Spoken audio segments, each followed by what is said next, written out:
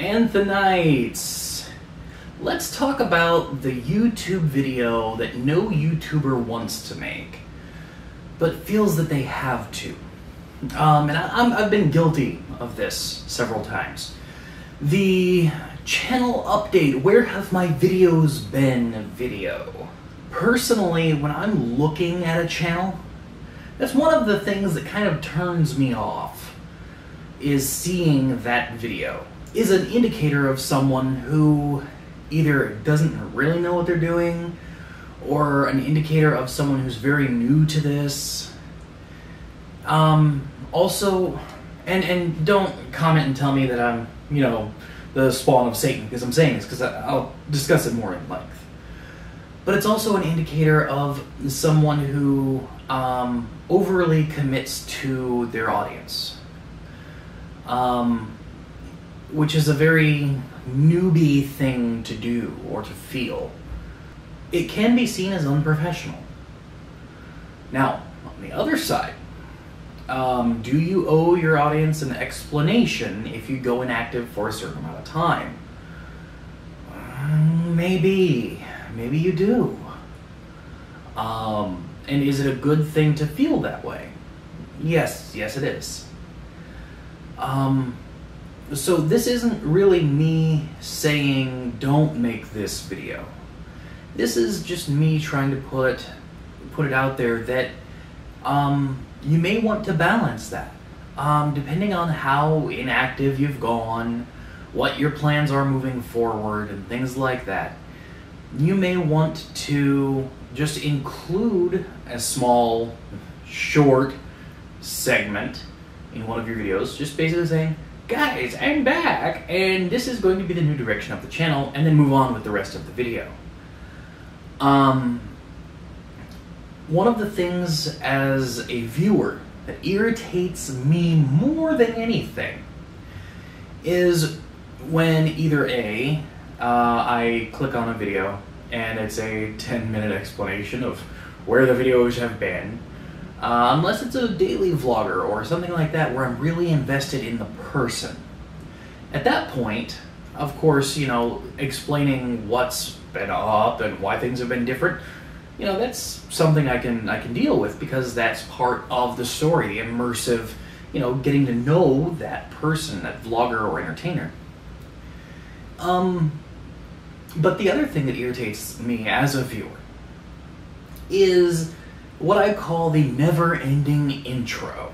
The never-ending intro is when someone starts a video and before we get into, let's say if it's gameplay, they spend, 5 minutes, or even 2 minutes, because that's even too long, getting into, hey guys, I know I've been inactive lately, but I'm going to try to be better because my grandmother got an infection on her toe, and we've been spending time at the hospital, and, oh yeah, and I got a new dog named Scruffy, and maybe you'll meet Scruffy, and hopefully you know at least one other person, a creator, who's done this, and you know what I mean. One of the things that I did on my gaming channel to combat this is, especially since I suffer from depression, as many of you already know, and I don't always feel like recording. Now, I can usually fake it, and sometimes faking it actually leads to me getting out of a funk, not necessarily because I'm faking being happy, but because I'm getting into making videos, which is what I love, and it helps. As someone who suffers from depression, it helped me to have a cache of videos. Usually, I tried to keep 30 videos up at all times, and keep them up so that if I went on vacation, or if I just had a really bad couple of weeks, no matter what happened, I had backup videos. And that really, really helped me. And it also helped with some other things. For instance, when you first upload a video, until YouTube allows you to monetize it, you don't get,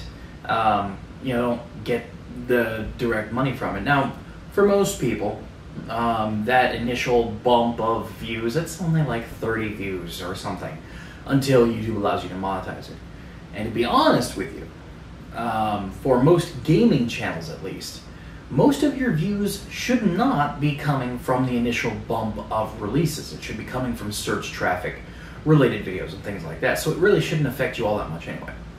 But if you're the type who really cares about, getting that, extra few cents, which if you're that type, I don't judge, because in the end, we all reach that point at some time where you're like, okay, you know what, if I'm gonna make a job out of this, I need to take the money part seriously. So no judgment from me. Having that cache of videos really helps, especially if you do episodic things. Now, if you're doing news stories or whatever, as much as you want to think delaying that video as much as 12 hours is going to cost you a fortune, if you just release the video, and if what you say is true, and it's a search trend, and it's going to be popular, and you've done your due diligence with tag, title, and description, then it'll all balance out in the end because you'll have maintained traffic afterwards. And you'll also gain a following of subscribers who will have to catch up on that kind of news. It does help balance out. And that's just based off of my own experience. I don't have scientific numbers, but that's just based off of my 3 years doing gaming and several years doing vlogging and skits and things like that before this. So take it or leave it. That's the advice. When it comes to this style of video, the style of video, of course, going back to what I started this out as, the where have my videos been, or the audience explanation. Like I said, I'm very guilty of making this type of video, and I of course can't pass judgment on you for doing your thing and for making that video. But I do want to advise that there might be a slightly better, slightly more professional, and slightly less newbie-looking way to take care of that. Who knows? Maybe making a Twitter video, because that's a new thing. Making a Twitter video and telling people to check that out. Link in the description to the tweet. I don't know. Well, if you have any ideas for doing this and not cueing people that look at your previous videos that you're a total noob. If you have a way to solve that problem, let me know in the comment section down below. Maybe that's something you only talk about on Twitch, where you need things to discuss anyway. I don't know.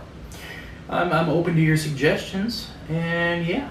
Or hitbox. Totally, I should say hitbox. Dang it! Anyways, till next time, I'm Anthony. Like, subscribe, comments, please.